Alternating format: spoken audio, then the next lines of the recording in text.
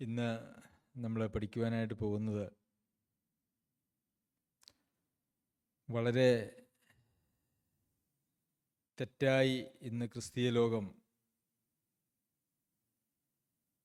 പഠിപ്പിക്കുകയും ചിന്തിക്കുകയും ചെയ്യുന്നതായിട്ടുള്ള ഒരു വിഷയത്തെ സംബന്ധിച്ചാണ്. എല്ലാവരുമല്ല, എന്നാൽ ബഹുഭൂരിപക്ഷം പേരും അങ്ങനെ തെറ്റായിട്ട് മനസ്സിലാക്കിയിരിക്കുന്ന ഒരു കാര്യത്തെ നമ്മളിന്ന് വചനത്തിൻ്റെ അടിസ്ഥാനത്തിൽ അതിൻ്റെ യാഥാർത്ഥ്യം എന്ത് എന്ന് ചിന്തിക്കുവാനായിട്ട് പോവുകയാണ്. നമ്മുടെ പ്രായോഗിക ക്രിസ്തീയ ജീവിതത്തിൽ അതിന് വളരെയേറെ പ്രാധാന്യമുണ്ട് എന്നുള്ളതുകൊണ്ട് എല്ലാവരും വളരെ ശ്രദ്ധയോടെ ഇരിക്കണം. നമ്മളൊരിക്കൽ ആഴക്കുഴിച്ച് അടിസ്ഥാനമിടുക, അല്ലെങ്കിൽ മനുഷ്യനെ സംബന്ധിക്കുന്ന ദൈവിക പരിപാടിയുടെ ഒരു അടിസ്ഥാനം എന്ന് പറഞ്ഞുകൊണ്ട് നമ്മളൊരിക്കൽ പഠിക്കുകയുണ്ടായി. ആഴക്കുഴിച്ച് അടിസ്ഥാനം ഇട്ടിട്ടുണ്ടോ എന്നുള്ളൊരു ചോദ്യത്തോടു കൂടി അത് നമ്മുടെ ചാനലിലുണ്ട്, അത് നിങ്ങൾക്കറിയാമല്ലോ. അത് നമ്മൾ കൃത്യമായി മനസ്സിലാക്കിയാൽ മാത്രമേ അതിന് ശേഷം നമ്മൾ പഠിക്കുന്നതായിട്ടുള്ള കാര്യങ്ങൾ അതിനോട് ചേർത്ത് വെച്ച് നമുക്കൊരു ആത്മീയമായിട്ട് പ്രയോജനം ലഭിക്കുകയുള്ളൂ. അത് നിങ്ങളുടെ മനസ്സിലുണ്ട് എന്ന് ഞാൻ വിചാരിക്കുന്നു. ശരി,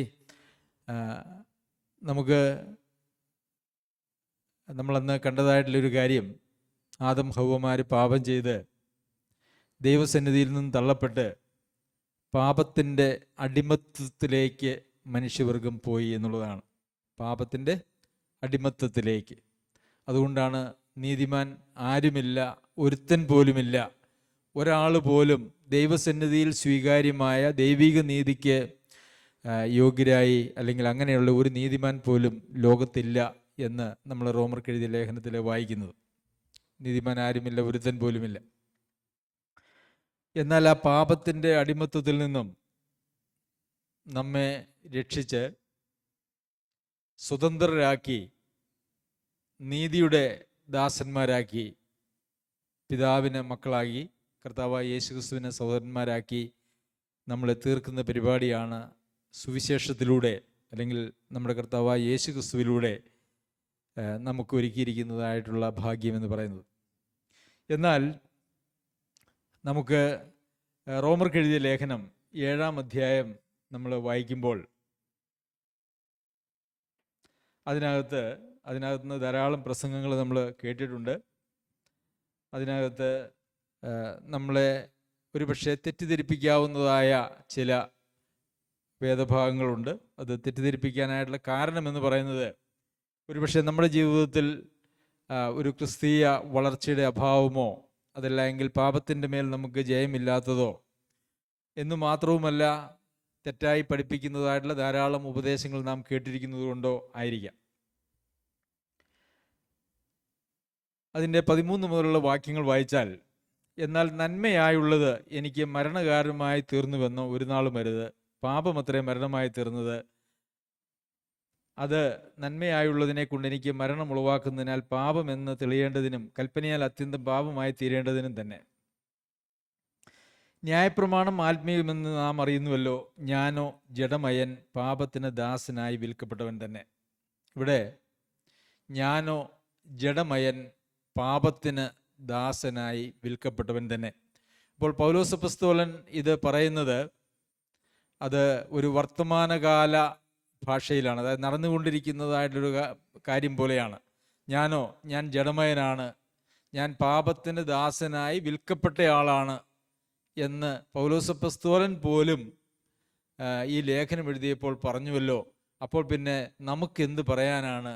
നമ്മൾ ജഡമയരും പാപത്തിന് ദാസരായി വിൽക്കപ്പെട്ടവരുമാണ് എന്നൊരു പക്ഷേ ഒരു ചിന്ത നമ്മുടെ മനസ്സിലേക്ക് ഉണ്ടാകുവാനായിട്ടുള്ള സാധ്യതയുണ്ട്. എന്ന് മാത്രവുമല്ല, തുടർന്ന് നാം വായിക്കുമ്പോൾ, ഞാൻ പ്രവർത്തിക്കുന്നത് ഞാൻ അറിയുന്നില്ല, ഞാൻ ഇച്ഛിക്കുന്നതിനെയല്ല പകയ്ക്കുന്നതിനെ അത്രേ ചെയ്യുന്നത്. അപ്പോൾ ഞാൻ പ്രവർത്തിക്കുന്നത് ഞാൻ അറിയുന്നില്ല, എനിക്ക് ആഗ്രഹമുണ്ട് നല്ലത് ചെയ്യാനായിട്ട്, എന്നാൽ ആ നല്ലത് ചെയ്യാനായിട്ട് എന്നെ കൊണ്ട് കഴിയുന്നില്ല. ഇച്ഛിക്കാത്ത, താല്പര്യമില്ലാത്ത തെറ്റായിട്ടുള്ള കാര്യങ്ങളാണ് ഞാൻ ചെയ്യുന്നത് എന്നാണ് ഇവിടെ പൗലോസ് അപ്പോസ്തലൻ പറയുന്നത്. അപ്പോൾ പിന്നെ നമ്മുടെ കാര്യം എന്ത് എന്നുള്ളതാണ് നമ്മുടെ മനസ്സിലേക്ക് സ്വാഭാവികമായിട്ട് വരാവുന്നതായിട്ടുള്ളൊരു ചോദ്യം. ഞാൻ ഇച്ഛിക്കാത്തതിനെ ചെയ്യുന്നുവെങ്കിലോ ന്യായപ്രമാണം നല്ലത് എന്ന് ഞാൻ സമ്മതിക്കുന്നു. ആകയാൽ അതിനെ പ്രവർത്തിക്കുന്നത് ഞാനല്ല, എന്നിൽ വസിക്കുന്നതായിട്ടുള്ള പാപമത്രേ. അപ്പോൾ ഞാൻ ഇച്ഛിക്കാത്തത് പ്രവർത്തിക്കുന്നുണ്ടെങ്കിൽ അത് ഞാനല്ല പ്രവർത്തിക്കുന്നത്, എന്നിൽ വസിക്കുന്നതായിട്ടുള്ള പാപം. ഇതെല്ലാം അപ്പോൾ പൗലോസ് അപ്പോസ്തലൻ്റെ അവസ്ഥയെക്കുറിച്ച് പറയുന്നു എന്നുള്ള നിലയിലാണ് ഇവിടെ എഴുതിയിരിക്കുന്നത് എന്നുള്ളത് നമ്മൾ ശ്രദ്ധിക്കേണ്ടതായിട്ടുള്ള ആവശ്യമുണ്ട്. 18-ാമത്തെ വാക്യത്തിൽ, എന്നിൽ എന്ന് വെച്ചാൽ എൻ്റെ ജഡത്തിൽ നന്മ വസിക്കുന്നില്ല എന്ന് ഞാൻ അറിയുന്നു. നന്മ ചെയ്യുവാനുള്ള താല്പര്യം എനിക്കുണ്ട്, പ്രവർത്തിക്കുന്നതോ ഇല്ല. ഞാൻ ചെയ്യുവാൻ ഇച്ഛിക്കുന്ന നന്മ ചെയ്യുന്നില്ലല്ലോ, ഇച്ഛിക്കാത്ത തിന്മയത്രേ ചെയ്യുന്നത്. ഞാൻ ഇച്ഛിക്കാത്തതിനെ ചെയ്യുന്നുവെങ്കിലോ അതിനെ പ്രവർത്തിക്കുന്നത് ഞാനല്ല, എന്നിൽ വസിക്കുന്ന പാപമത്രേ. അപ്പോൾ ഇവിടെ പൗലോസ് അപ്പോസ്തലൻ പറയുന്നു, എന്നിൽ പാപം വസിക്കുന്നു. ആ പാപം ഞാൻ ഇച്ഛിക്കുന്ന നന്മ ചെയ്യാതെ ഇച്ഛിക്കാത്ത തിന്മ ചെയ്യുന്നതിന് എനിക്ക് കാരണമാകുന്നു. ഇതെല്ലാം വായിക്കുമ്പോൾ നമ്മൾ എന്താ വിചാരിക്കുന്നത്? നമ്മൾ പാപത്തിന് ദാസനായി വിൽക്കപ്പെട്ട ആളാണ്. ജഡത്തിൽ ഒരു നന്മയുമില്ല. നന്മ ചെയ്യാനായിട്ടുള്ള ഇച്ഛ, മോഹം എനിക്കുണ്ട്, എന്നാൽ പ്രവർത്തിക്കാനായിട്ട് സാധിക്കുന്നില്ല. ഞാൻ പാപത്തിൻ്റെ ദാസനാണ് എന്ന് പൗലോസ് അപ്പോസ്തലൻ പറഞ്ഞു എന്നാണ് നമ്മുടെ മനസ്സിലേക്ക് വരുന്നതായിട്ടുള്ള ചിന്ത. എന്നാൽ ഇങ്ങനെ തന്നെ ഈ വേദഭാഗത്തെ പഠിപ്പിക്കുന്നതായിട്ടുള്ള, പ്രസംഗിക്കുന്നതായിട്ടുള്ള ആളുകൾ ഉണ്ട്. നമുക്കറിയാം, നമ്മളങ്ങനെ പല പ്രസംഗങ്ങൾ കേട്ടിട്ടുണ്ട്. പ്രത്യേകിച്ച് പാപത്തിൽ നിന്നുള്ള സ്വാതന്ത്ര്യം നമ്മൾ പ്രാപിക്കണം, പാപത്തിൽ നിന്നുള്ള സ്വാതന്ത്ര്യം പ്രാപിക്കണമെന്ന് കൂടെ ധാരാളം പ്രസംഗങ്ങൾ നാം കഴിഞ്ഞ കാലങ്ങളിൽ കേട്ടിട്ടുണ്ട്. അപ്പോൾ പാപത്തിൽ നിന്നുള്ള സ്വാതന്ത്ര്യം നാം പ്രാപിക്കണം എന്ന് പറഞ്ഞാൽ അതിൻ്റെ അർത്ഥം എന്താണ്? പാപത്തിൻ്റെ അടിമത്തത്തിലാണ് നാം ജീവിക്കുന്നത് എന്നുള്ള ഒരു പ്രതീതിയാണ്, അല്ലെങ്കിൽ അങ്ങനെ ഒരു ആശയമാണ് നമ്മുടെ ഹൃദയത്തിലേക്ക് ലഭിക്കുന്നത്. അപ്പോൾ നമ്മുടെ ഹൃദയത്തിൽ നമ്മൾ പാപത്തിൽ നിന്ന് സ്വാതന്ത്ര്യം പ്രാപിച്ചിട്ടില്ല എന്ന് പറഞ്ഞാൽ പാപത്തിൻ്റെ അടിമയാണ്. അപ്പോൾ പാപത്തിൻ്റെ അടിമയായിട്ടാണോ ഒരാൾ ഈ ലോകത്ത് ക്രിസ്തീയ ജീവിതം നയിക്കുന്നത് എന്നുള്ളതായ പ്രസക്തമായ ഒരു ചോദ്യം അവിടെ ഉണ്ട് എന്നുള്ളത് നമുക്കറിയാമല്ലോ. ശരി, എന്നാൽ ഇത് എന്താണ്? ഇതിനെക്കുറിച്ച് നമുക്ക് തിമോത്തിയോസിന് എഴുതിയ 1-ാം ലേഖനം അതിൻ്റെ 1-ാം അധ്യായത്തിൽ നിന്നുള്ള ചില വാക്കുകളെ കോട്ട് ചെയ്തുകൊണ്ട് ആളുകൾ പറയുന്നത് നമ്മൾ കേട്ടിട്ടുണ്ട്. ഉദാഹരണമായിട്ട്, ആ പാപികളിൽ ഞാൻ ഒന്നാമൻ, അല്ലേ? പൗലോസ് അപ്പോസ്തലൻ ഞാൻ അതിശ്രേഷ്ഠതയുള്ള അപ്പോസ്തലന്മാരെക്കാൾ ഒട്ടും കുറഞ്ഞവനല്ല എന്ന് കൊരിന്ത്യർക്ക് ലേഖനം എഴുതുമ്പോൾ പറയുന്നു. എന്നാൽ തൻ്റെ ജീവിത അവസാനത്തേക്ക് എത്തിയപ്പോൾ ആ പാപികളിൽ ഞാൻ ഒന്നാമൻ, പൗലോസ് അപ്പോസ്തലൻ തൻ്റെ ജീവിതത്തെ കൂടുതൽ ആഴത്തിൽ കണ്ടുകൊണ്ട് പൗലോസ് അപ്പോസ്തലൻ അത്രത്തോളം ആ പാപികളിൽ ഞാൻ ഒന്നാമൻ എന്ന് പറയുന്ന അവസ്ഥയിലെത്തി എന്നൊക്കെ നമ്മൾ കേട്ടിട്ടുണ്ട്. ശരി, എന്താണ് അവിടെ നമുക്ക് കാണാനായിട്ട് കഴിയുന്നത്? തിമോത്തിയോസിന് എഴുതിയ 1-ാം ലേഖനം 1-ാമത്തെ അധ്യായത്തിൽ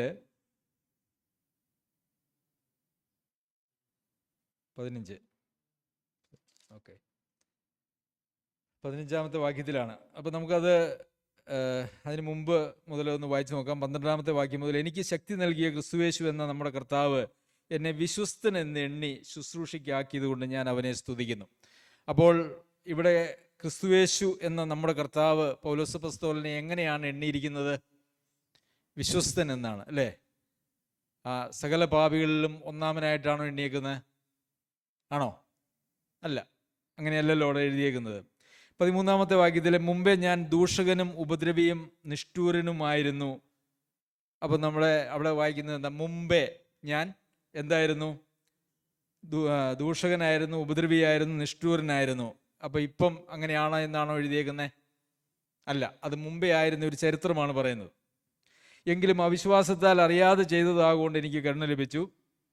പിന്നെ നമ്മുടെ കർത്താവിൻ്റെ കൃപ ക്രിസ്തുയേശുവിലുള്ള വിശ്വാസത്തോടും സ്നേഹത്തോടും കൂടെ അത്യന്തം വർദ്ധിച്ചുമിരിക്കുന്നു. ക്രിസ്തുയേശു പാപികളെ രക്ഷിപ്പാൻ ലോകത്തിൽ വന്നു എന്നുള്ളത് വിശ്വാസിയും എല്ലാവരും അംഗീകരിപ്പാൻ യോഗ്യമായ വചനം തന്നെ. അപ്പോൾ ക്രിസ്തുയേശു എന്തിനാണ് ഈ ലോകത്തിലേക്ക് വന്നത്? അപ്പോൾ പഴയ ചരിത്രം, അല്ലെങ്കിൽ പൗലോസ് അപ്പോസ്തലൻ കർത്താവിൻ്റെ വരവിനെക്കുറിച്ച് പറയാണ്. എന്തിനാണ് ക്രിസ്തുയേശു ഈ ലോകത്തിലേക്ക് വന്നത്? പാപികളെ രക്ഷിപ്പാൻ. എന്നിട്ട് പൗലോസ് അപ്പോസ്തലൻ പറയുക, ആ പാപികളിൽ ഞാൻ ഒന്നാമൻ. അപ്പോൾ അവിടെ പാപികളിൽ ഒന്നാമൻ എന്ന് പറയുമ്പോൾ പൗലോസ് അപ്പോസ്തലൻ പറയുന്നത്, കർത്താവായ യേശു ക്രിസ്തു രക്ഷിക്കാനായിട്ട് ഈ ലോകത്തിലേക്ക് വന്ന പാപികളിൽ ഞാൻ ഒന്നാമൻ, അല്ലേ? മനസ്സിലായോ? സംശയമുണ്ടോ? ഇല്ല. എന്നിട്ടും യേശുക്രിസ്തു നിത്യജീവനായിക്കൊണ്ട് തന്നിൽ വിശ്വസിപ്പാനുള്ളവർക്ക് ദൃഷ്ടാന്തത്തിനായി സകല ദീർഘക്ഷമയും പാപികളിൽ ഒന്നാമനായി എന്നിൽ കാണിക്കേണ്ടതിന്, അവിടെ ഒന്നാമനെന്ന് മാത്രമേ അവിടെ എഴുതിയിട്ടുള്ളൂ, പക്ഷേ ഇവിടെ അർത്ഥമാക്കിയിരിക്കുന്ന ആ പാപികളിൽ ഒന്നാമനായ എന്നിൽ കാണിക്കേണ്ടതിന് എനിക്ക് കരുണ ലഭിച്ചു. അപ്പോൾ ഈ ലോകത്തിൽ ക്രിസ്തുയേശു പാപികളെ രക്ഷിക്കുവാനായിട്ട് വന്നു. ഞാൻ ആ പാപികളിൽ ഒന്നാമനായിരുന്നു. ഞാൻ നിഷ്ഠൂരനായിരുന്നു, ദൂഷകനായിരുന്നു, ഉപദ്രവിയായിരുന്നു. എന്നാൽ ഇന്ന് ദൈവം എന്നെ, കർത്താവ് എന്നെ വിശ്വസ്തനെന്ന് എണ്ണിയിരിക്കുന്നു. ഇതൊക്കെ പൗലോസ് അപ്പോസ്തലന്റെ കഴിഞ്ഞ കാലങ്ങളെക്കുറിച്ച് പറഞ്ഞിരിക്കുന്നതായിട്ടുള്ള കാര്യങ്ങളാണ്. അല്ലാതെ ഈ പൗലോസ് അപ്പോസ്തലൻ ഈ ജീവിച്ചിരുന്ന കാലത്ത് അല്ലെങ്കിൽ ഇത് എഴുതിയ സമയത്ത് അന്നത്തെ ലോകത്തിലെ എല്ലാ പാപികളെക്കാൾ ഒന്നാമൻ ഞാനാണ് എന്നല്ല അവിടെ എഴുതിയിരിക്കുന്നത് എന്നുള്ളത് ഈ വാക്യത്തിന് തൊട്ട് മുൻപും പിൻപുമുള്ള വാക്യങ്ങൾ വായിച്ചാൽ നമുക്ക് മനസ്സിലാക്കാവുന്നതാണെന്ന് മാത്രവുമല്ല, തിമോത്തിയോസിന് എഴുതിയ 2-ാം ലേഖനമാണല്ലോ പൗലോസ് അപ്പോസ്തലന്റെ ജീവിതത്തിൻ്റെ ഏറ്റവും അവസാനം എഴുതിയതായിട്ടുള്ള ലേഖനം എന്ന് പറയുന്നത്. അവിടെ പൗലോസ് അപ്പോസ്തലൻ എഴുതിയിരിക്കുന്നത് എന്താണ്? 4-ാം അധ്യായത്തിലെ 7-ാം വാക്യത്തിൽ, ഞാൻ നല്ല പോർ പൊരുതു, ഓട്ടം തികച്ചു, വിശ്വാസം കാത്തു. ഞാൻ ഏറ്റവും വലിയ പാപിയായി തുടരുന്നു എന്നല്ല, എന്നിൽ നിന്ന് പാപം പോയിട്ടില്ല എന്നല്ല, ഞാൻ പാപത്തിൻ്റെ ദാസനാണ് എന്നല്ല, ഞാൻ നല്ല പോർ പൊരുതു, ഓട്ടം തികച്ചു, വിശ്വാസം കാത്തു. അന്ന് പൗലോസ് അപ്പോസ്തലൻ തന്നെക്കുറിച്ച് അത് പറയുന്നു. ഇന്ന് മരിച്ചുപോയ ആളുകളെക്കുറിച്ച് ബാക്കിയുള്ളവർ പറയുന്നു എന്നുള്ളതായൊരു വ്യത്യാസം മാത്രമേ ഉള്ളൂ. പ്രിയമുള്ളവരെ, നാം ജീവിച്ചിരുന്ന് നമ്മുടെ ജീവിതാന്ത്യത്തിൽ നമുക്ക് സുബോധമുള്ള സമയത്ത് നാം നമ്മെക്കുറിച്ച് തന്നെ പറയേണ്ടതായിട്ടുള്ള കാര്യമാണെന്ത്? ഞാൻ നല്ല പോർ പൊരുതു, ഓട്ടം തികച്ചു, വിശ്വാസം കാത്തു. അതല്ലാതെ നമ്മുടെ കല്ലറയുടെ മുകളിലോ നമുക്ക് വേണ്ടി മരണാനന്തര ശുശ്രൂഷകൾ ചെയ്യുന്ന ആളുകളുടെ വായിൽ നിന്ന് വരുന്നതായിട്ടുള്ള വാക്കുകളോ അല്ല ഇങ്ങനെ ഉണ്ടാകേണ്ടത് എന്നുള്ളത് ഞാൻ സന്ദർഭവശാൽ പറഞ്ഞിരിക്കുകയാണ്. അപ്പോൾ പൗലോസ് അപ്പോസ്തലൻ ഞാൻ ആ പാപികളിൽ ഒന്നാമൻ എന്ന് പറയുമ്പോൾ അത് ഒന്നാമനായ ഞങ്ങൾക്ക് വേണ്ടി, എനിക്ക് വേണ്ടി, അല്ലെങ്കിൽ കർത്താവ് ആർക്കു വേണ്ടി വന്നോ രക്ഷിക്കാൻ വന്ന ആ പാപികളിൽ ഞാൻ ഒന്നാമനായിരുന്നു എന്നുള്ളൊരു കാര്യമാണ് അവിടെ പറഞ്ഞിരിക്കുന്നത്. അല്ലാതെ പൗലോസ് അപ്പോസ്തലൻ്റെ ഇത് ലേഖനം എഴുതുന്നതായിട്ടുള്ള അവസ്ഥയെക്കുറിച്ചല്ല. അപ്പോൾ നിങ്ങൾക്ക് ഏകദേശം ഈ കാര്യങ്ങളെക്കുറിച്ച് ചിന്തിക്കാൻ സാധിക്കുന്നു എന്ന് ഞാൻ വിചാരിക്കുന്നു. ശരി, നമുക്ക് റോമർക്ക് എഴുതിയ ലേഖനം 7-ാം അധ്യായമാണല്ലോ വായിച്ചത്. 6-ാം അധ്യായത്തിലേക്ക് നമുക്ക് വരാം.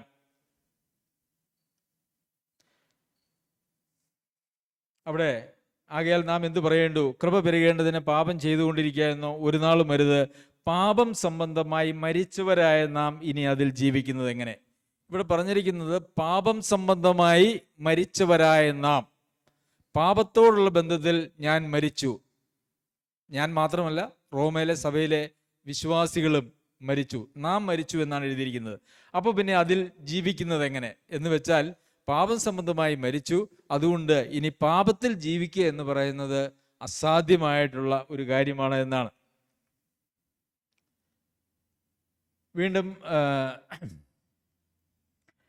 6-ാമത്തെ വാക്യത്തിലേക്ക് വരുമ്പോൾ, നാം ഇനി പാപത്തിന് അടിമപ്പെടാതെ വണ്ണം പാപശരീരത്തിന് നീക്കം വരേണ്ടതിന് നമ്മുടെ പഴയ മനുഷ്യന് അവനോടുകൂടെ ക്രൂശിക്കപ്പെട്ടു എന്ന് നാം അറിയുന്നു.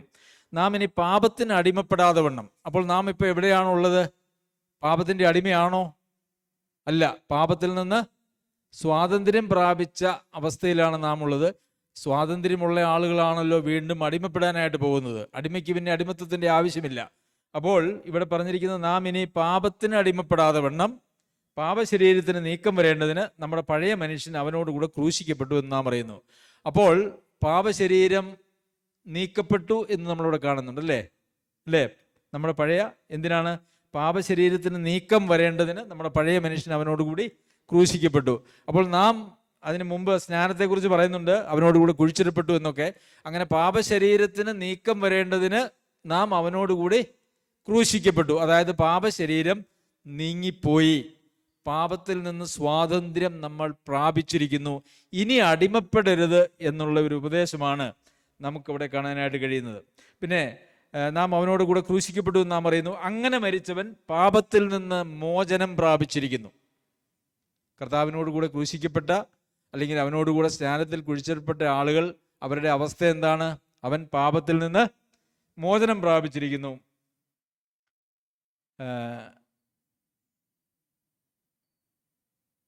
11-ാമത്തെ വാക്യത്തിലേക്ക് വരുമ്പം, ഔവണ്ണം നിങ്ങളും പാപസംബന്ധമായി മരിച്ചവരെന്നും ക്രിസ്തുയേശുവിൽ ദൈവത്തിന് ജീവിക്കുന്നവരെന്നും നിങ്ങളെ തന്നെ എണ്ണുവിൻ.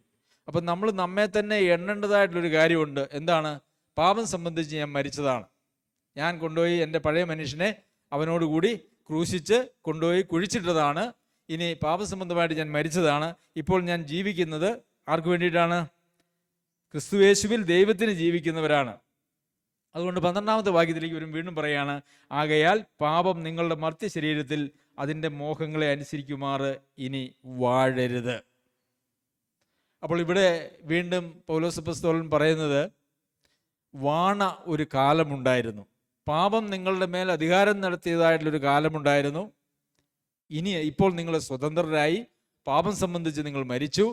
ഇനി പാപം നിങ്ങളുടെ മേൽ വാഴരുത്, അതിൻ്റെ മോഹങ്ങളെ അനുസരിക്കുമാർ ഇനി വാഴരുത് എന്ന് വെച്ചാൽ, നമ്മളിൽ എന്തെങ്കിലും വാഴണമെങ്കിൽ നാം നമ്മെ തന്നെ അതിന് വിധേയപ്പെടുത്തി കൊടുക്കേണ്ടത് ആവശ്യമാണ്.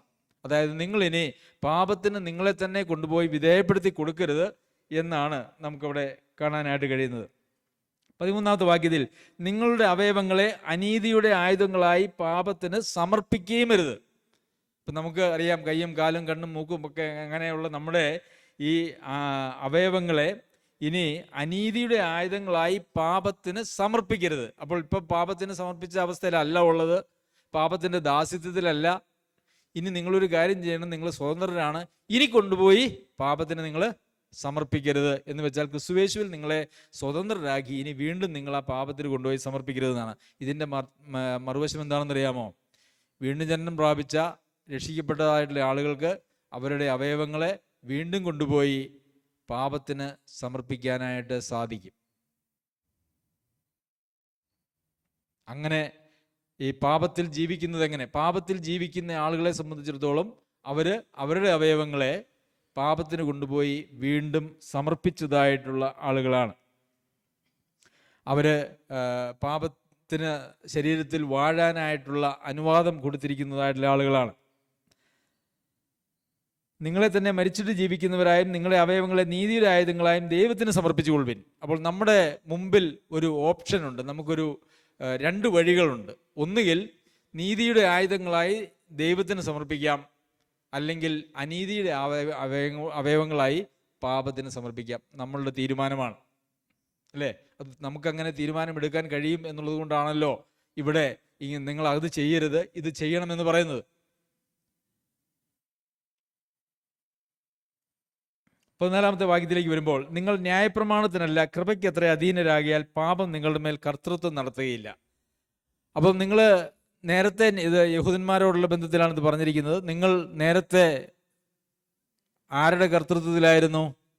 ന്യായപ്രമാണത്തിൻ്റെ കർത്തൃത്വത്തിലായിരുന്നു. ഇപ്പോൾ നിങ്ങൾ എങ്ങോട്ട് വന്നു? ഇപ്പോൾ നിങ്ങൾ കൃപയിലേക്ക് വന്നു, അല്ലേ? നിങ്ങൾ ന്യായപ്രമാണത്തിനല്ല കൃപയ്ക്കാണ് അധീനര്. അതായത് കർത്താവായ യേശുക്രിസ്തുവിലൂടെ ദൈവം മനുഷ്യനൊരുക്കിയിരിക്കുന്നതായിട്ടുള്ള രക്ഷ, ആ രക്ഷ നമ്മൾ പ്രാപിക്കുമ്പോൾ നമുക്ക് ദൈവത്തിൻ്റെ കൃപ നമുക്ക് ലഭിക്കുന്നു. അങ്ങനെ ദൈവത്തിൻ്റെ കൃപ നമുക്ക് ലഭിച്ചതുകൊണ്ട് നമുക്ക് നമ്മുടെ മേൽ പാപത്തിന് യാതൊരു അധികാരവുമില്ല. അതായത് കർത്താവായ യേശുക്രിസ്തുവിനെ രക്ഷിതാവായി സ്വീകരിച്ച് അവൻ്റെ രക്ഷ ഒരു യാഥാർത്ഥ്യമാണ് എങ്കിൽ പാപത്തിന് അവൻ്റെ മേൽ യാതൊരു അധികാരവുമില്ല. ഇനിയല്ല ഒരാളിൽ പാപം വാഴുകയോ അതല്ലെങ്കിൽ ഒരാൾ പാപം ചെയ്യുന്നതിന് വേണ്ടി അവരുടെ അവയവങ്ങളെ അനീതിക്ക് സമർപ്പിക്കുകയോ പാപത്തിന് സമർപ്പിക്കുകയോ ചെയ്തിട്ടുണ്ടെങ്കിൽ അവിടെ വാഴുന്നത് പാപമാണ് എന്ന് നമുക്ക് കാണുവാനായിട്ട് സാധിക്കും. അപ്പോൾ കൃപയ്ക്കാണ് ഒരാൾ അധീനരെങ്കിൽ പാപത്തിന് കൃപയ്ക്ക് അധീനരായിട്ടുള്ള ഒരാളുടെ മേൽ യാതൊരു അധികാരവുമില്ല. പ്രിയമുള്ളവരെ, നിങ്ങളിങ്ങനെ ചിന്തിച്ചിട്ടുണ്ടോ, കേട്ടിട്ടുണ്ടോ? നമ്മളിതൊക്കെ വായിച്ചു പോകുമ്പോൾ അത് പലപ്പോഴും അത് അങ്ങനെ അർത്ഥമാക്കാറില്ല. അപ്പോൾ ഇവിടെ പറയുന്നത് ന്യായപ്രമാണത്തിനല്ല, ന്യായപ്രമാണത്തിനാണ് നിങ്ങൾ അധീനരെങ്കിൽ പാപത്തിന് നിങ്ങളുടെ മേൽ അധികാരം ഉണ്ട്. നിങ്ങൾ കൃപയ്ക്കാണ് അധീനരെങ്കിൽ പാപത്തിന് നിങ്ങളുടെ മേൽ അധികാരമില്ല. നിങ്ങൾക്ക് എല്ലാവർക്കും അത് മനസ്സിലായി എന്ന് ഞാൻ വിചാരിക്കുന്നു. ഒരു വ്യാഖ്യാനം ഒന്നും ആവശ്യമില്ല, നമ്മളങ്ങനെ വായിച്ച് പോകുന്നത് മാത്രമേ ഉള്ളൂ എന്നുള്ളതും നമുക്കറിയാമല്ലോ. എന്നാൽ ന്യായപ്രമാണത്തിനല്ല കൃപയ്ക്കെതിരെ അധീനരാകിയാൽ നാം പാപം ചെയ്യുകയെന്നോ ഒരു നാളും അരുത്. അപ്പോൾ ന്യായപ്രമാണത്തിനല്ല അധികാരം, മറിച്ച് കൃപയ്ക്കാണ് നമ്മുടെ മേൽ അധികാരം. അതുകൊണ്ട് പാപം ചെയ്യാമെന്നോ ഒരു നാളും അരുത്. അപ്പോൾ അവിടെയും പാപം ചെയ്യാനായിട്ടുള്ള ഒരു ത്വര അല്ലെങ്കിൽ ഒരു സാധ്യത നമ്മളിലുണ്ട്, പക്ഷെ അത് ചെയ്യരുത് എന്നാണ് പറഞ്ഞിരിക്കുന്നത്. നിങ്ങൾ ദാസന്മാരായി അനുസരിപ്പാൻ നിങ്ങളെ തന്നെ സമർപ്പിക്കുകയും നിങ്ങൾ അനുസരിച്ച് പോരുകയും ചെയ്യുന്നവന് ദാസന്മാർ എന്ന് നിങ്ങൾക്ക് അറിയാമല്ലോ. അതായത് നമ്മൾ ആർക്കാണ് നമ്മളെ തന്നെ സമർപ്പിക്കുകയും അനുസരിച്ച് പോരുകയും ചെയ്യുന്നത്, അവർക്കാണ് നമ്മൾ ദാസന്മാർ. ഒന്നുകിൽ മരണത്തിനായി പാപത്തിൻ്റെ ദാസന്മാർ, അല്ലെങ്കിൽ നീതിക്കായി അനുസരണത്തിൻ്റെ ദാസന്മാർ. അപ്പം രണ്ട് വഴിയേ ഒരാളുടെ മുമ്പിലുള്ളൂ: മരണത്തിലേക്ക് പോകുന്ന പാപത്തിൻ്റെ ദാസ്യത്വം, അതല്ല എങ്കിൽ നീതിയിലേക്ക് പോകുന്ന നീതിയിലേക്ക് പോകുന്ന അനുസരണത്തിൻ്റെ ദാസന്മാർ. അപ്പോൾ ഞാൻ പാപത്തിൻ്റെ ദാസനാണ് എന്ന് പറഞ്ഞു കഴിഞ്ഞാൽ അതിൻ്റെ അവസാനം എങ്ങോട്ടാ? മരണത്തിലേക്കാണ്, അല്ലേ? ഒന്നുകിൽ മരണത്തിനായി പാപത്തിൻ്റെ ദാസന്മാർ, അല്ല എങ്കിൽ നീതിക്കായി അനുസരണത്തിൻ്റെ ദാസന്മാർ. ഇതിന് ഇടയ്ക്ക് മറ്റൊന്നില്ല. അപ്പോൾ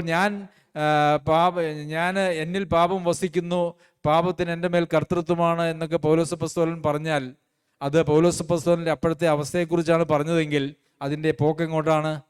മരണത്തിലേക്കാണ്.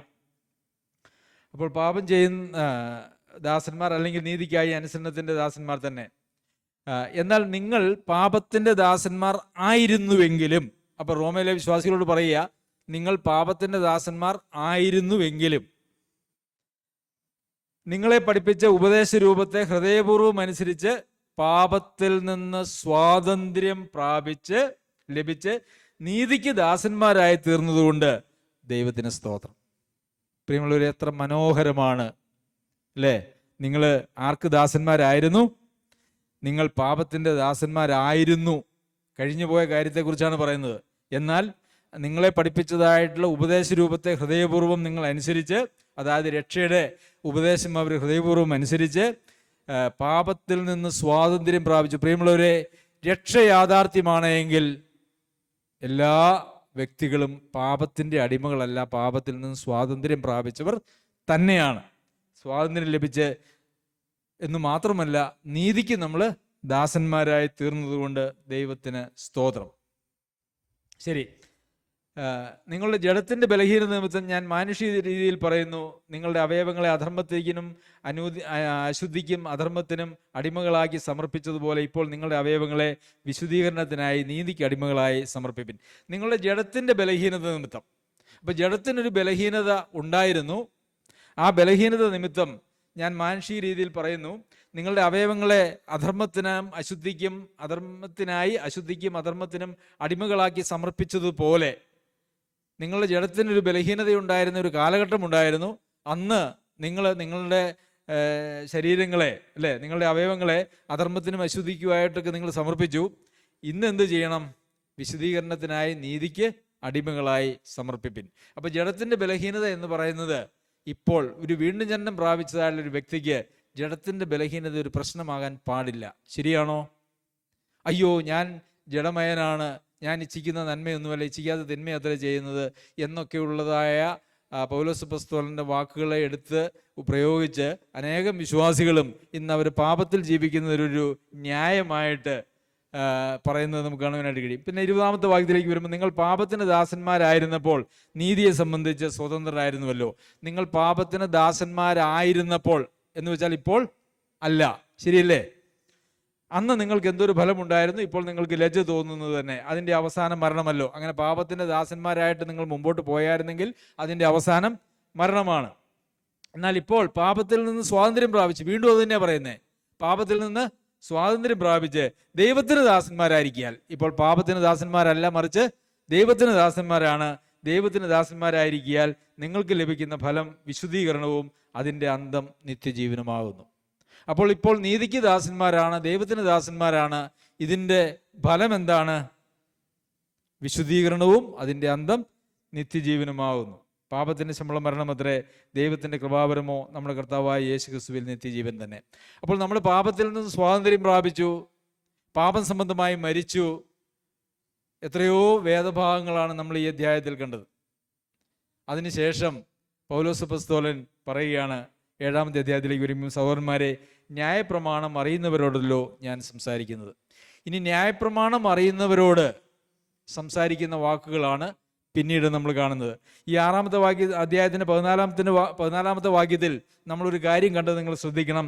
നിങ്ങൾ ന്യായപ്രമാണത്തിനല്ല കൃപയ്ക്കത്ര അധീനരാകിയാൽ പാപം നിങ്ങളിൽ കർത്തൃത്വം നടത്തുകയില്ല. അപ്പോൾ ന്യായപ്രമാണത്തിനാണ് അധീനരെങ്കിൽ എന്താണ് സംഭവിക്കുന്നത് എന്നുള്ളതാണ് ഈ 7-ാമത്തെ അധ്യായം മുഴുവൻ പറഞ്ഞിരിക്കുന്നത്. ശ്രദ്ധിക്കണം.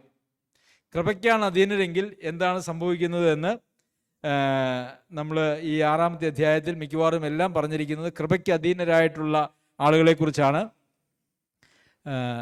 എന്നുള്ളത് നമ്മൾ കണ്ടല്ലോ. ഇനി ഒരാൾ ന്യായപ്രമാണത്തിൻ്റെ അധീനതയിലാണെങ്കിൽ അവരുടെ അവസ്ഥയാണ് ഇവിടെ പൗലോസ് അപ്പോസ്തലൻ തന്നെ ഒരു തൻ്റെ ജീവിതത്തോട് ബന്ധപ്പെടുത്തി, അല്ലെങ്കിൽ താനൊരു ന്യായപ്രമാണത്തിന് കീഴിൽ ഉണ്ടായിരുന്ന ഒരാളെന്ന നിലയ്ക്കോ അതല്ല എങ്കിൽ ന്യായപ്രമാണത്തിൻ്റെ കീഴിൽ ജീവിക്കുന്ന ഒരാളെന്നുള്ള നിലയ്ക്കോ, ആരെ സംബന്ധിച്ചാണെങ്കിലും ന്യായപ്രമാണത്തിൻ്റെ കീഴിൽ ജീവിക്കുന്ന ഒരാളുടെ അവസ്ഥ എന്താണെന്നാണ് പിന്നീട് വിവരിക്കുന്നത്.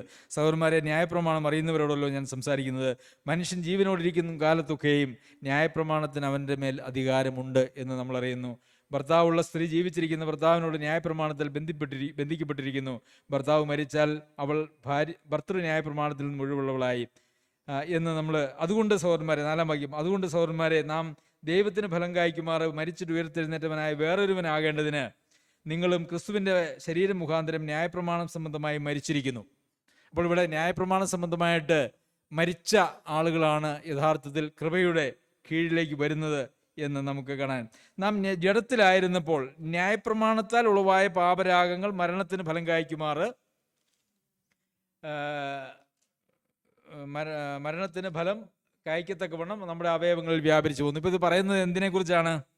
നാം ജഡത്തിലായിരുന്നപ്പോൾ ന്യായപ്രമാണത്താൽ ഉളവായ പാപരാഗങ്ങൾ, അതായത് ന്യായപ്രമാണത്തിൻ്റെ കീഴിൽ ജീവിച്ചിരുന്ന കാലത്ത്, നാം ജഡത്തെ അനുസരിച്ച് ജീവിച്ചിരുന്ന കാലത്ത് എന്താണ് നമ്മളുടെ അവസ്ഥ എന്ന് പിന്നെ പൗലോസ് അപ്പോസ്തലൻ അങ്ങോട്ട് വിവരിക്കുകയാണ്. അതാണ് ഈ 7-ാമത്തെ അധ്യായത്തിൽ ഞാൻ എന്ന് പറഞ്ഞുകൊണ്ട് അവിടെ പറയുന്നത് മുഴുവൻ ഒരു ന്യായപ്രമാണത്തിൻ്റെ കീഴിൽ വസിക്കുന്ന ആളും പാപവും അതിൻ്റെ കാരണങ്ങളൊക്കെ വിവരിക്കുന്നതായിട്ടുള്ള കാര്യമാണ്. എന്നാൽ ഈ 7-ാമത്തെ അധ്യായം അവസാനിപ്പിക്കുന്നതിന് മുമ്പ് 25-ാമത്തെ വാക്യത്തിലേക്ക് വരുമ്പോൾ നമ്മുടെ കർത്താവായ യേശുക്രിസ്തു മുഖാന്തരം ഞാൻ ദൈവത്തിന് സ്തോത്രം ചെയ്യുന്നു. ഇങ്ങനെ ഞാൻ ബുദ്ധി കൊണ്ട് ദൈവത്തിൻ്റെ പ്രമാണത്തെയും ജഡം കൊണ്ട് പാപത്തിൻ്റെ പ്രമാണത്തെയും സേവിക്കുന്നു. പൗലോസ് അപ്പോസ്തലൻ ഈ ന്യായപ്രമാണത്തിൻ്റെ കീഴിൽ വസിക്കുന്ന ആളുകളെ സംബന്ധിച്ച് പറഞ്ഞ് അവിടെ അവസാനിപ്പിക്കുകയാണ്. അതുകൊണ്ട് അപ്പോൾ ന്യായപ്രമാണത്തിൻ്റെ കീഴിൽ വസിക്കുന്നതായിട്ടുള്ള ആളുകളുടെ അവസ്ഥയൊക്കെ പറഞ്ഞു. പിന്നെയും പൗലോസ് അപ്പോസ്തലൻ പറയണം, അതുകൊണ്ട് ഇപ്പോൾ ക്രിസ്തുയേശുവിലുള്ളവർക്ക് ഒരു ശിക്ഷാവിധിയുമില്ല. എന്തുകൊണ്ടാണ് ക്രിസ്തുയേശുവിലുള്ളവർക്ക് ഒരു ശിക്ഷാവിധിയുമില്ലാതെ? ജീവന്റെ ആത്മാവിൻ്റെ പ്രമാണം എനിക്ക് പാപത്തിൻ്റെയും മരണത്തിൻ്റെയും പ്രമാണത്തിൽ നിന്ന് ക്രിസ്തുയേശുവിൽ സ്വാതന്ത്ര്യം വരുത്തിയിരിക്കുന്നു. ഇവിടെ ഈ പാപത്തിൻ്റെയും മരണത്തിൻ്റെയും പ്രമാണം എന്ന് പറയുന്നത് എന്താണ്? തൊട്ട് മുമ്പിൽ പറഞ്ഞിരിക്കുന്നതായിട്ടുള്ള 7-ാം അധ്യായത്തിൽ പറഞ്ഞിരിക്കുന്ന ന്യായപ്രമാണമാണ്. ന്യായപ്രമാണത്തിൽ ജീവിക്കുന്ന, അതിൻ്റെ കീഴിൽ ജീവിക്കുന്ന ഒരാൾക്ക് ഒരിക്കലും പാപത്തിൻ്റെ മേലൊരു വിജയമില്ല. അവൻ ആഗ്രഹിച്ചാൽ പോലും അവന് പാപത്തിൻ്റെ മേൽ വിജയം വരിക്കുവാനായിട്ട് കഴിയുകയില്ല. പാപത്തിന് ദാസനായി വിൽക്കപ്പെട്ടവനാണ്, പാപത്തിൻ്റെ അടിമയാണ്, പാപത്തിൻ്റെ ദാസനാണ്. അതുകൊണ്ട് ഇതൊന്നും അനുസരിക്കാൻ പോലും കഴിയുകയില്ല.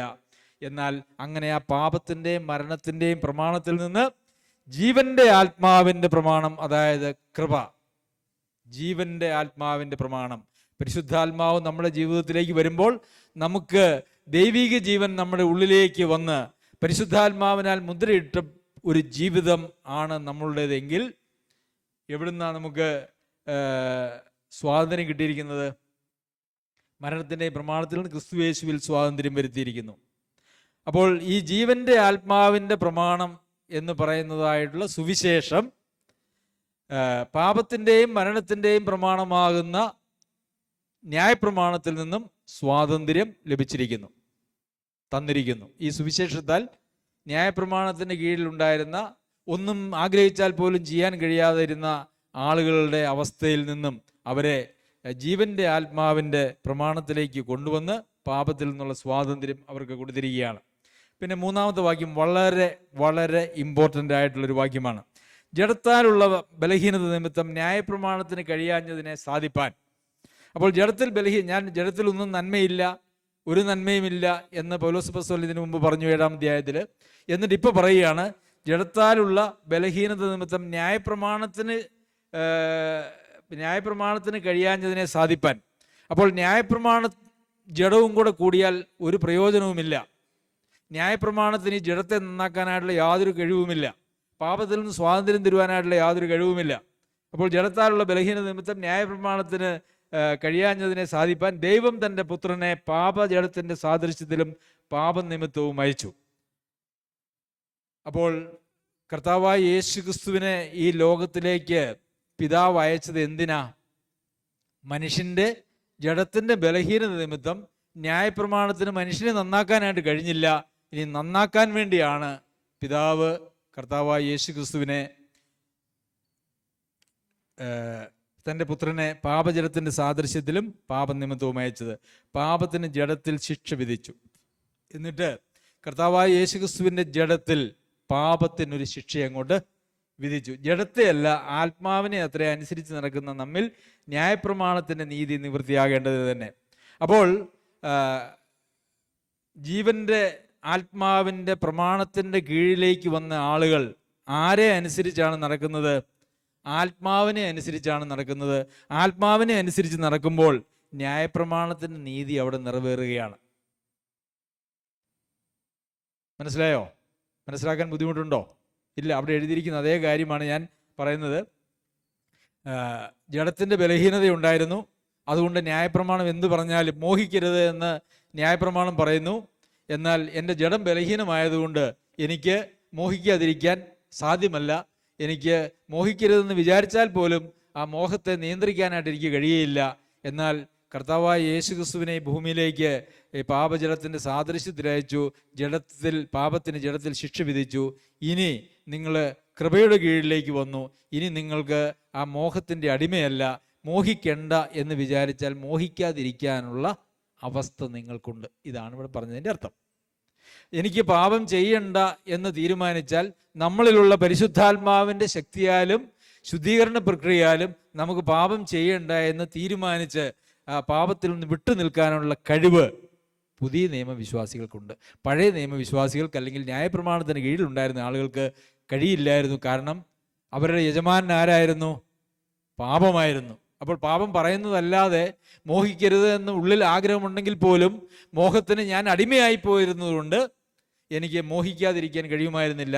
ഞാൻ മോഹിക്കുമായിരുന്നു. എന്നാൽ ഇന്ന് ആ മോഹത്തിൻ്റെ അടിമത്വത്തിൽ നിന്നും എന്നെ കർത്താവായ യേശുക്രിസ്തുവിൽ സ്വതന്ത്രരാക്കിയതുകൊണ്ട് മോഹിക്കണ്ട എന്ന് തീരുമാനിച്ചാൽ ഇന്ന് മോഹിക്കാതിരിക്കാനായിട്ട് എനിക്ക് സാധിക്കും. അല്ല, നമുക്ക് വീണ്ടും വേണമെങ്കിൽ നമ്മുടെ അവയവങ്ങളെ മോഹത്തിന് കൊണ്ടുപോയി സമർപ്പിക്കാനായിട്ടുള്ള സാധ്യതയുണ്ട്. പ്രിയമുള്ളവരെ, ഇത് നമ്മൾ വളരെ വ്യക്തമായിട്ട് മനസ്സിലാക്കണം ഈ വ്യത്യാസം.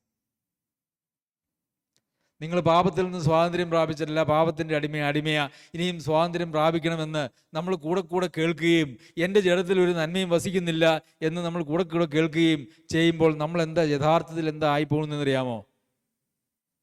നമ്മൾ വീണ്ടും ജനിച്ചില്ല. അങ്ങനെ പറയുന്നതിൻ്റെ അർത്ഥം നമ്മൾ വീണ്ടും ജനിച്ചിട്ടതല്ല, അല്ലെങ്കിൽ രക്ഷിക്കപ്പെട്ടവരല്ല. നിങ്ങൾ ആ ന്യായപ്രമാണത്തിൻ്റെ കാലഘട്ടത്തിൽ ഉണ്ടായിരുന്നതുപോലെ ജഡത്തിൻ്റെ ബലഹീനതയും അതുപോലെ തന്നെ പാപത്തിൻ്റെ അടിമത്തത്തിലുമാണ് നമ്മളെല്ലാവരും എന്ന് വീണ്ടും ഈ വീണ്ടും ജനിച്ച ആളുകളോട് പ്രസംഗിച്ചാൽ അതിൻ്റെ അവസാനം എന്താണ്? നമ്മൾ ആ പാപത്തിൻ്റെ അടിമത്തത്തിൽ തന്നെ വസിക്കും. ജഡത്താലുള്ള ബലഹീനത നിമിത്തം. ജഡത്തിൻ്റെ ബലഹീനത എന്ന് പറയുന്നത് ഇന്ന് വീണ്ടും ജന്മം പ്രാപിച്ച ഒരാൾക്കൊരു ന്യായമല്ല. കാരണം ഈ ജഡത്തിൻ്റെ ബലഹീനതയെ അതിജീവിക്കുന്നതായിട്ടുള്ള പരിശുദ്ധാത്മാവിൻ്റെ പ്രവർത്തനത്തെ ഇന്ന് ദൈവമക്കൾക്ക് ദൈവം ലഭ്യമാക്കിയിട്ടുണ്ട്. ഞാൻ ദൈവാത്മാവിനെ അനുസരിച്ച് നടക്കുന്ന ഒരാളാണെങ്കിൽ, എന്നിൽ ദൈവാത്മാവ് വസിക്കുന്നുവെങ്കിൽ എൻ്റെ ജഡം ബലഹീനമാണെന്ന് പറയാനായിട്ട് പുതിയ നിയമത്തിലെ ഒരു വിശ്വാസിക്കും ഇന്ന് അനുവാദമില്ല എന്നുള്ളതാണ്. അയ്യോ, എനിക്ക് പറ്റിപ്പോയി, ആത്മാവിനെ അനുസരിച്ച് നടന്നില്ല ഞാൻ എന്നാണ് നമ്മൾ പറയേണ്ടത്. അല്ലാതെ എൻ്റെ ജഡം ബലഹീനമാണ്, ഞാൻ പാപത്തിൻ്റെ ദാസനാണ് എന്ന് പുതിയ നിയമ വിശ്വാസിക്ക് പറയുവാനായിട്ട് ഒരിക്കലും കഴിയില്ല. ജഡത്തെയല്ല, ആത്മാവിനെ അനുസരിച്ച് നടക്കുന്ന നമ്മിൽ ന്യായപ്രമാണത്തിൻ്റെ നീതി നിവൃത്തിയാകേണ്ടതുണ്ട്. ന്യായപ്രമാണത്തിൽ എന്തെല്ലാം നീതി നമ്മളിൽ നിന്നും ആവശ്യപ്പെടുന്നുണ്ടോ അതെല്ലാം ആത്മാവിനെ അനുസരിച്ച് നടക്കുന്ന ഒരാളെ സംബന്ധിച്ചിടത്തോളം നിവൃത്തിയാകും. എന്നാൽ തുടർന്ന് ജഡസ്വഭാവമുള്ളവർ ജഡത്തിനുള്ളതും ആത്മസ്വഭാവമുള്ളവർ ആത്മാവിനുള്ളതും ചിന്തിക്കുന്നു. അപ്പൊ ഈ ജഡസ്വഭാവമുള്ള ആളുകൾ അവരാരാ? വീണ്ടും ജന്മം പ്രാപിക്കാത്ത ആളുകളാണ്. അവരുടെ സ്വഭാവം ജഡസ്വഭാവമാണ്. അപ്പൊ അവർക്ക് ചിന്തിക്കാനുള്ളത് എന്താ? ജഡത്തിനുള്ളത് മാത്രമായിരിക്കും അവരുടെ ചിന്ത. എന്നാൽ ആത്മസ്വഭാവമുള്ളവരാരാ? വീണ്ടും ജനനം പ്രാപിച്ച് ദൈവാത്മാവിനെ ലഭിച്ചതായിട്ടുള്ള ആളുകൾ ആത്മസ്വഭാവമുള്ള ആളുകളാണ്. അവരെ സംബന്ധിച്ചിടത്തോളം അവർ ആത്മീയമായിട്ടുള്ള കാര്യത്തെ മാത്രമാണ് അവരുടെ ചിന്ത എന്ന് പറയുന്നത്. പ്രിയമുള്ളവരെ, വീണ്ടും ജനനം പ്രാപിച്ച ഒരാളെ സംബന്ധിച്ചിടത്തോളം ജഡത്തിൻ്റെ മോഹങ്ങൾക്കും ഇഷ്ടങ്ങൾക്കും അനുസരിച്ച് പോകുവാനായിട്ട് അനുവാദമില്ല. എന്നാൽ പോകാൻ സാധിക്കും. നമുക്ക് തീരുമാനമെടുത്ത് എനിക്ക് ആത്മീയമായിട്ടുള്ള വഴികളിലല്ല, എനിക്ക് ജഡത്തിൻ്റെ വഴികളിലാണ് പോകേണ്ടതെന്ന് തീരുമാനമെടുത്ത് പോകാനായിട്ട് സാധിക്കും. എന്നാൽ ആത്മാവിൻ്റെ വഴിയെ പോകാനായിട്ടുള്ള സർവശക്തിയും നമുക്ക് ആവശ്യമായിട്ടുള്ള ശക്തിയും ദൈവാത്മാവിനാൽ നമ്മുടെ ഹൃദയങ്ങളിലേക്ക് പകർന്നിട്ടുണ്ട്. ആ ശക്തി നമ്മൾ ഉപയോഗിക്കുന്നുണ്ടോ ഇല്ലയോ എന്നുള്ളത് മാത്രമേ അവിടെ പ്രസക്തമായിട്ടുള്ള ചിന്തയുള്ളൂ. ശരി, 6-ാമത്തെ വാക്യത്തിലേക്ക് വരുമ്പോൾ ജഡത്തിൻ്റെ ചിന്ത മരണം. അപ്പോൾ ജഡത്തിൻ്റെ ചിന്തയ്ക്കനുസരിച്ചാണ് ഈ ലൗകികമായിട്ടാണ് നമ്മൾ ചിന്തിക്കുന്നതെങ്കിൽ, അങ്ങനെയാണ് നമ്മൾ പോകുന്നതെങ്കിൽ അത് എങ്ങോട്ടാണ് പോകുന്നത്? അത് മരണത്തിലേക്കാണ് പോകുന്നത്. എന്നാൽ ആത്മാവിൻ്റെ ചിന്തയോ ജീവനും സമാധാനവും തന്നെ. അപ്പോൾ ദൈവാത്മാവ് നമ്മളിലൂടെ നമ്മളെ ബോധ്യപ്പെടുത്തി ആത്മീയമായിട്ടുള്ള വഴികളിൽ നാം മുമ്പോട്ട് പോകുമ്പോൾ അത് ചെല്ലുന്നത് എങ്ങോട്ടാണ്? ജീവനും സമാധാനത്തിലേക്കും. അല്ല, ജഡത്തെ മുൻനിർത്തിയാണ് നമ്മൾ പോകുന്നതെങ്കിൽ അത് പോകുന്നത് മരണത്തിലേക്കാണ്. പിന്നെ പറയുകയാണ്, ജഡത്തിൻ്റെ ചിന്ത ദൈവത്തോട് ശത്രുത്വമാകുന്നു. ജഡത്തിൻ്റെ ചിന്ത ദൈവത്തോട് ശത്രുത്വം, അത് ദൈവത്തിൻ്റെ ന്യായപ്രമാണത്തിന് കീഴ്പ്പെടുന്നില്ല, കീഴ്പ്പെടുവാൻ കഴിയുന്നതുമല്ല. പ്രിയമുള്ളവരെ, വളരെ ഭയനിർദ്ദേശമാണ് നമുക്ക് ഈ വാക്യത്തിൽ കാണുവാനായിട്ട് കഴിയുന്നത്. ജഡത്തിൻ്റെ ചിന്ത ദൈവത്തിൻ്റെ ന്യായപ്രമാണത്തിന് അല്ലെങ്കിൽ ദൈവിക പരിപാടികൾക്ക് കീഴ്പ്പെടുന്നില്ല, കീഴ്പ്പെടുവാനായിട്ട് അതിനൊരിക്കലും കഴിയുകയുമില്ല. അതായത് ജഡപ്രകാരം നാം ജീവിക്കുകയും എന്നാൽ ദൈവത്തെ പ്രസാദിപ്പിക്കുകയും ചെയ്യുക എന്ന് പറഞ്ഞാൽ അത് ഒരു കാലത്തും കഴിയുന്ന കാര്യമല്ല എന്നുള്ളതാണ്. എന്നിട്ട് 8-ാം വാക്യത്തിൽ ജഡസ്വഭാവമുള്ളവർക്ക് ദൈവത്തെ പ്രസാദിപ്പിക്കാൻ കഴിയുകയില്ല. 13-ാമത്തെ വാക്യത്തിലേക്ക് വരുമ്പോൾ, നിങ്ങൾ ജഡത്തെ അനുസരിച്ച് ജീവിക്കുന്നുവെങ്കിൽ മരിക്കും നിശ്ചയം, ആത്മാവിനാൽ ശരീരത്തിൻ്റെ പ്രവൃത്തികളെ മരിപ്പിക്കുന്നുവെങ്കിലോ നിങ്ങൾ ജീവിക്കും.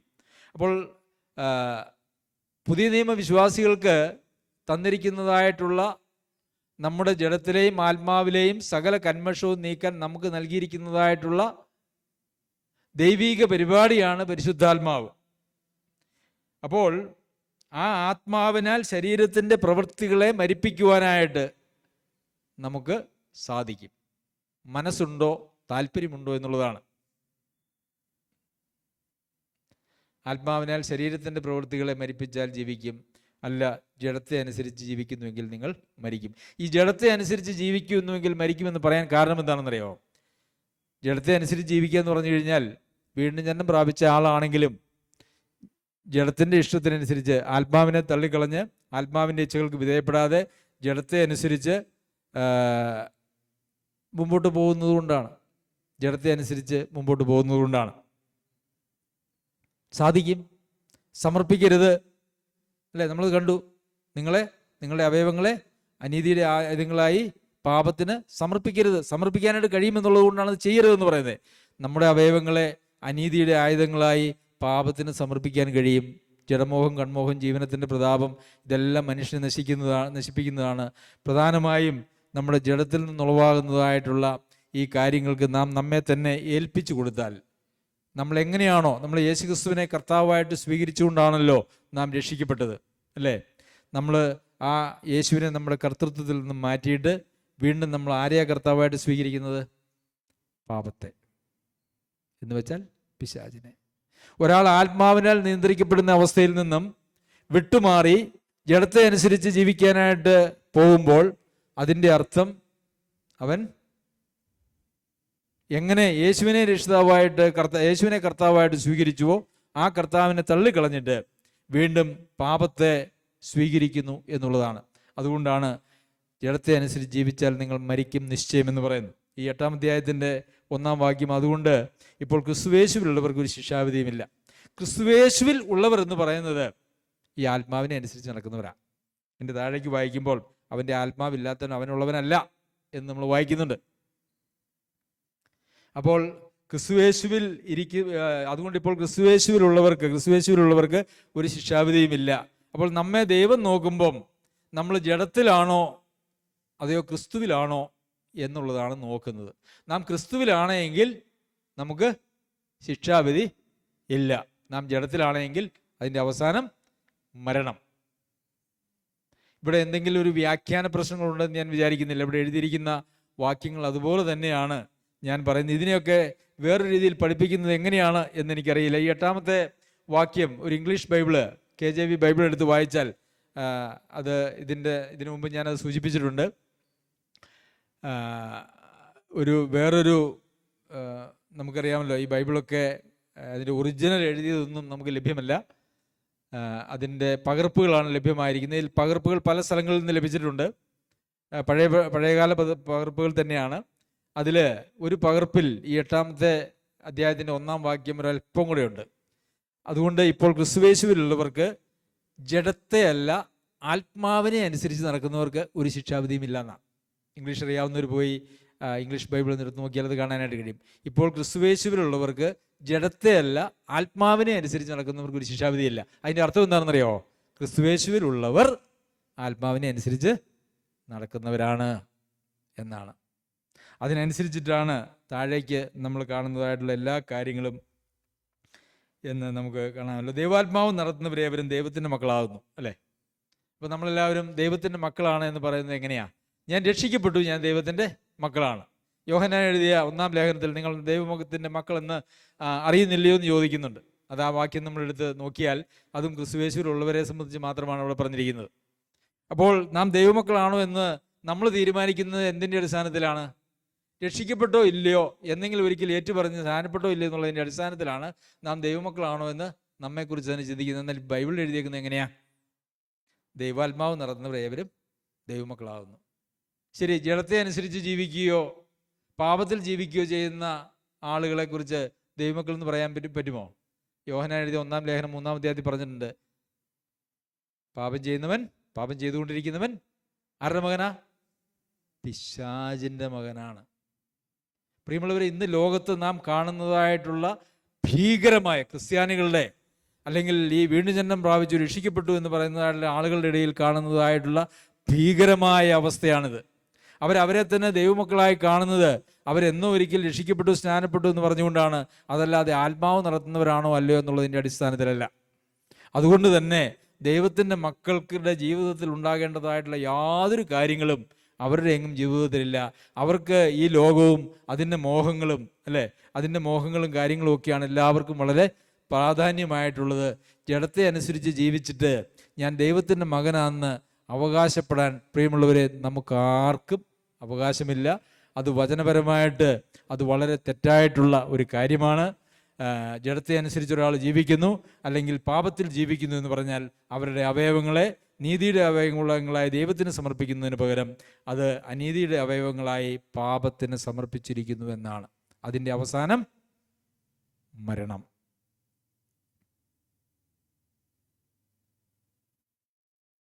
നിങ്ങൾക്ക് എന്തെങ്കിലും ഇതിനെക്കുറിച്ച് സംശയമുണ്ടെങ്കിൽ പിന്നീട് ചോദിക്കാവുന്നതാണ്. അപ്പോൾ പിന്നെ ചോദിക്കുന്നത്, നമ്മുടെ ജഡത്തിന് ബലഹീനത ഇല്ലേ? ഉണ്ട്. നമ്മുടെ ജഡത്തിന് ബലഹീനത ഉണ്ട്. ആ ബലഹീനതയ്ക്ക് പരിഹാരമായിട്ടാണ് പരിശുദ്ധാത്മാവിനെ നമ്മൾ തന്നിരിക്കുന്നത്. ആത്മാവിനാൽ ശരീരത്തിൻ്റെ പ്രവൃത്തികളെ മരിപ്പിക്കണം. അത് നമ്മുടെ ഉത്തരവാദിത്വമാണ്. ദൈവം ബലമായിട്ട് നമ്മളെ അങ്ങനെ കൊണ്ടുപോകുന്നില്ല. നമ്മളെ ബാലശിക്ഷയിലൂടെയൊക്കെ കിടത്തിവിടും.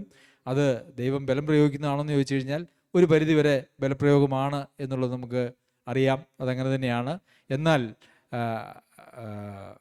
ഈ ബാലശിക്ഷയെ കിട്ടിക്കഴിഞ്ഞിട്ടും അല്ലെങ്കിൽ നമുക്ക് പ്രശ്നങ്ങളിലൂടെ കടത്തി വിട്ടിട്ടും നമ്മൾ മാനസാന്തരപ്പെടുന്നില്ലെങ്കിൽ അതിനപ്പുറത്തേക്ക് ഒരു ബലപ്രയോഗമൊന്നും നമുക്ക് പ്രതീക്ഷിക്കേണ്ടതായിട്ടുള്ള ആവശ്യമില്ല. മനുഷ്യൻ അവൻ സ്വതന്ത്രനാണ്. മനുഷ്യന് കഴിവുകൾ ഉണ്ട്, തിരഞ്ഞെടുക്കാനുള്ള കഴിവുകളുണ്ട്. സുവിശേഷം കേൾക്കുമ്പോൾ അതിനെ നിരസിക്കാനും സ്വീകരിക്കാനുമുള്ള കഴിവ് നമുക്കുണ്ട്. നമ്മുടെ കഴിവ് ഉപയോഗിച്ച് സ്വീകരിച്ചാൽ അത് നമുക്ക് നന്മയാണ്.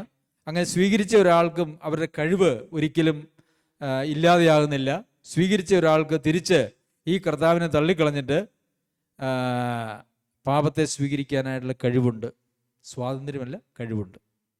നമ്മുടെ കഴിവുകളെ, ആ തിരഞ്ഞെടുക്കാനുള്ള നമ്മുടെ കഴിവുകളെ നമ്മൾ ഏത് നിലയിൽ ഉപയോഗിക്കുന്നു എന്നുള്ളതിൻ്റെ അടിസ്ഥാനത്തിലാണ് നമ്മളുടെ മുമ്പോട്ടുള്ള ക്രിസ്തീയ ജീവിതം എന്ന് പറയുന്നത്. അപ്പോൾ ദൈവമക്കൾ ആരാണ്? ദൈവാത്മാവ് നടത്തുന്നവരാണ്. പ്രിയമുള്ളവരെ, നമ്മെ ദൈവാത്മാവാണോ നടത്തുന്നത്? ആത്മാവിൻ്റെ ആലോചനയ്ക്ക് അനുസരിച്ചാണോ നാം ഓരോ ദിവസവും ജീവിക്കുന്നത്? ഇതൊന്നും ഇന്നത്തെ ഇവാഞ്ചലിക്കൽ ക്രിസ്ത്യാനികളുടെ ഇടയിൽ ഇതൊന്നും വലിയ വിഷയമല്ല കേട്ടോ. അവർ പറയും, ഞാനൊന്ന് രക്ഷിക്കപ്പെട്ടു, അതിന് ഒരു കുഴപ്പവും എനിക്ക് സംഭവിക്കാനില്ല, ഞാൻ എങ്ങനെ ജീവിച്ചാലും പ്രതിഫലം ഇച്ചിരി കുറയുന്നു മാത്രമേ ഉള്ളൂ, അല്ലാതെ യാതൊരു പ്രശ്നവുമില്ല എന്ന് പറഞ്ഞുകൊണ്ട് പാപത്തിൽ രസിച്ച്, പാപത്തിൽ ജീവിച്ച്, പാപത്തിൻ്റെ അടിമകളായിട്ട് അവർ മുമ്പോട്ട് പോകുന്നു.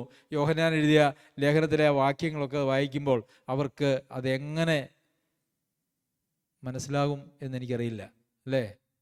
ദൈവമക്കൾക്ക് എഴുതിയിരിക്കുന്നതാണ്, പാപം ചെയ്യുന്നവൻ പിശാചിൻ്റെ മകനാകുന്നു, സഹോദരനെ പകയ്ക്കുന്നവൻ കൊലപാതകനാകുന്നു, സഹോദരനെ സ്നേഹിക്കാത്തവനിൽ ദൈവസ്നേഹമില്ല. അങ്ങനെ എല്ലാ കാര്യങ്ങളും എഴുതിയിരിക്കുന്ന പുസ്തകവും നമ്മൾ കയ്യിൽ പിടിച്ച് നമ്മൾ അങ്ങോട്ടും ഇങ്ങോട്ടും നടക്കും, പഠിക്കും, വായിക്കും, പഠിപ്പിക്കും, ഇതൊക്കെ ചെയ്യും. അത് കഴിഞ്ഞിട്ട് ഇതിൻ്റെ യാതൊരു ഫലവും നമ്മുടെ ജീവിതത്തിലില്ല എങ്കിൽ അതിൻ്റെ അർത്ഥം എന്താണെന്നറിയാമോ? നമ്മുടെ ഹൃദയമൊക്കെ എന്നേ കർത്താവിൽ നിന്നും വേർപെട്ടു പോയി. നമ്മൾ ഈ വാക്യമൊക്കെ വായിക്കുന്നതല്ലേ?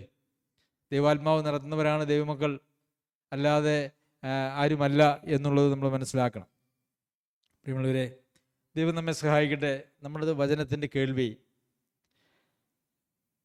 നമ്മുടെ മാനസാന്തരത്തിന്, നാം പാപത്തിന് അല്ലെങ്കിൽ ജഡത്തിൻ്റെ ഇഷ്ടത്തിനനുസരിച്ച് നാം ജീവിച്ചിട്ടുണ്ടെങ്കിൽ മാനസാന്തരപ്പെട്ട്, വീണ്ടും നമുക്ക് മാനസാന്തരപ്പെട്ട് ആത്മാവിനെ അനുസരിച്ച് ജീവിക്കാനായിട്ട് ആ വഴിയിലേക്ക് മാറാൻ നമുക്ക് കഴിയും.